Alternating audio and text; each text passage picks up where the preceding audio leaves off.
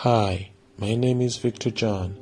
This YouTube channel is created as a guide to help you on your journey of self-awareness, personal development, and developing a wealthy mindset.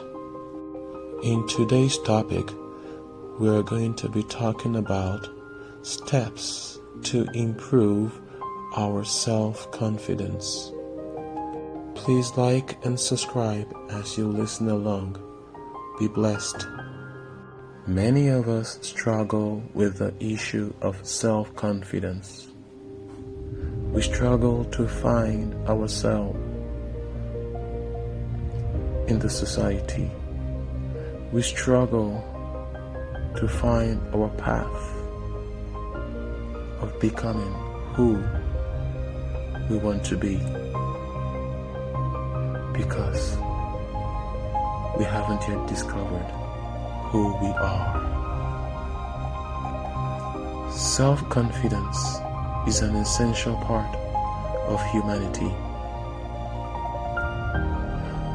When we have self-confidence, we are generally likely to take risks to achieve our personal and professional goals. We like who we are and think positively about our future. But when we lack self-confidence, we are less likely to feel that we can achieve our goals and tend to have a negative perspective about ourselves and what we hope to gain in life. The good news is that self-confidence is something that can improve. We can improve. Building self-confidence requires us to cultivate a positive attitude about ourselves and our social interactions, while also learning to deal with any negative emotions that arise and practicing greater self-care. We should learn to set goals and take risks as well, since meeting challenges can further improve our self-confidence. There are certain things that we can do as individuals to improve and grow our self-confidence. First, we have to identify our negative thoughts. Our negative thoughts might sound like this: I can't do that. I will surely fail. No one wants to hear what I have to say. This inner voice is pessimistic and unhelpful, and will hold us back from achieving high self-esteem and greater self-confidence. Secondly, we have to turn our negative thoughts to positive thoughts. As we pay attention to our negative thoughts, we have to try to turn them around into positive thoughts. We need this positive mindset. This may take the form of positive affirmations, such as, I am going to try it. I can be successful if I work at it. Or, people will listen to me. Start with just a few positive thoughts a day, and you will start to see the changes in your life. Thirdly, we should refuse to focus on negative thoughts more often than positive thoughts. Eventually, our positive thoughts should be given more brain space than our negative thoughts. The more we counter our negative self-thinking with positivity, the more natural this will become for us. We need to start changing our thinking perspective. Do not see life from a negative perspective, but rather always try to see every situation from a positive angle.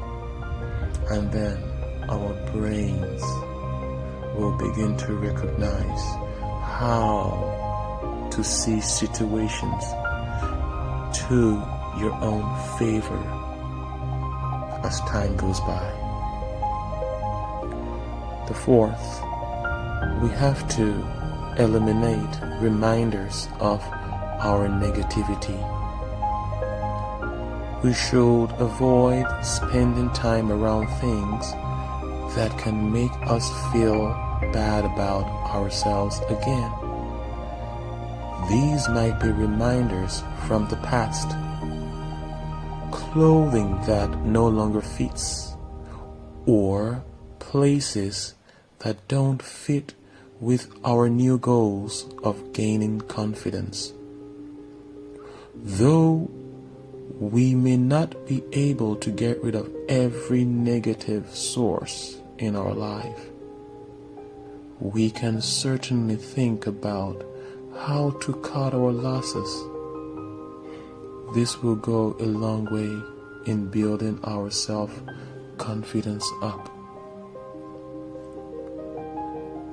We should sit down,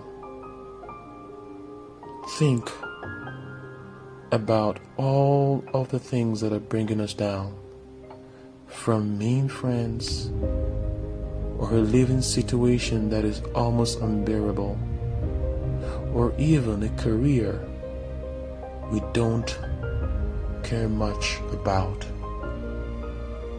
We should try to separate ourselves from such negative reminders. Fifth, we should sustain a positive support network. We have to try to connect and relate with those who are close to us, whether they are family or friends, to keep our perspective uplifted. Furthermore, stay away from people or things that make you feel bad. For example,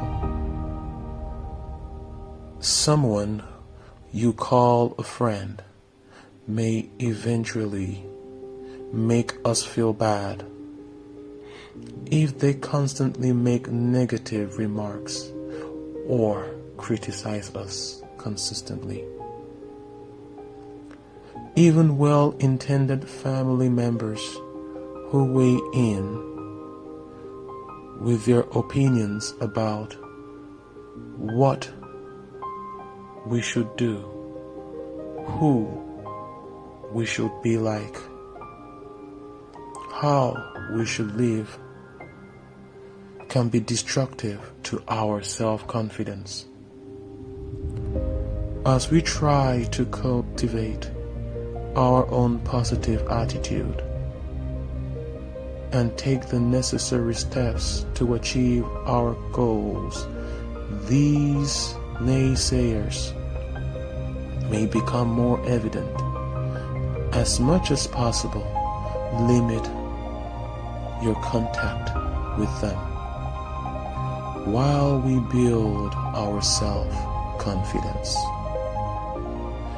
we should take some time to think about which people truly have a positive impact in our lives greatly,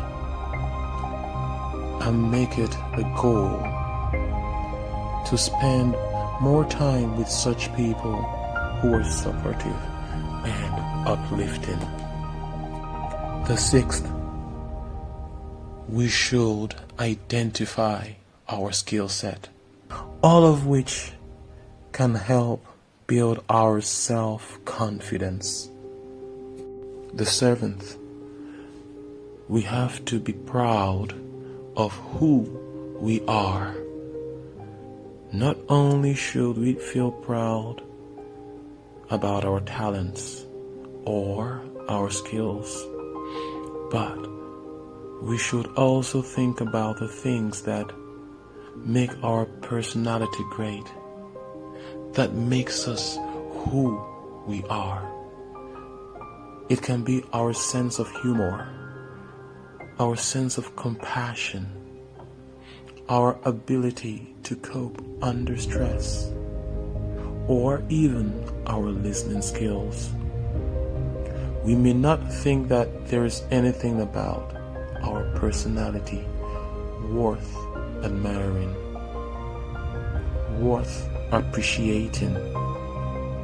But if we dig deep into ourselves, we look down deeply into our being, we'll definitely realize that we have plenty of admirable qualities. We have to focus on them by writing them down and acknowledging them. The eighth, we have to learn to take compliments in a graceful manner. Most of us with low self-esteem have difficulty accepting compliments. We oftentimes assume that the person who is giving the compliment is either lying or mistaken. If we should find ourselves responding to a compliment, it is usually by rolling our eyes and saying, "Yeah, right," or just shrugging it off. We should refrain from response like this. We should believe that such compliments attributed to us is truly worth it, because we are definitely worth it. When we are complimented, we should go ahead by simply saying thank you, or smile and accept it gracefully. Let the person who gave the compliment know that you truly appreciate it, and work to reach the point where you are able to truly accept compliments with a big heart.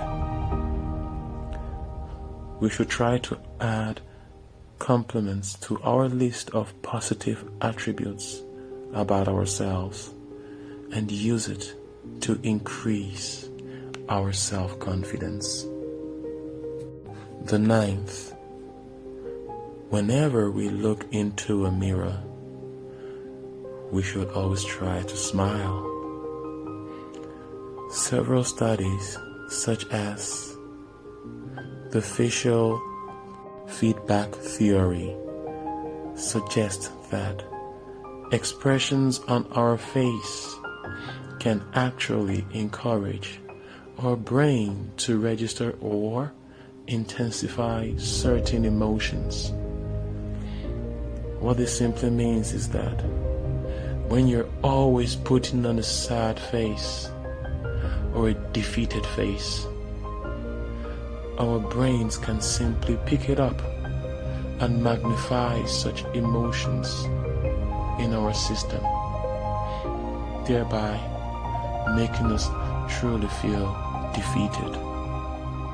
So by looking in the mirror and smiling every day, you might feel happier with yourself and more confident in the long run.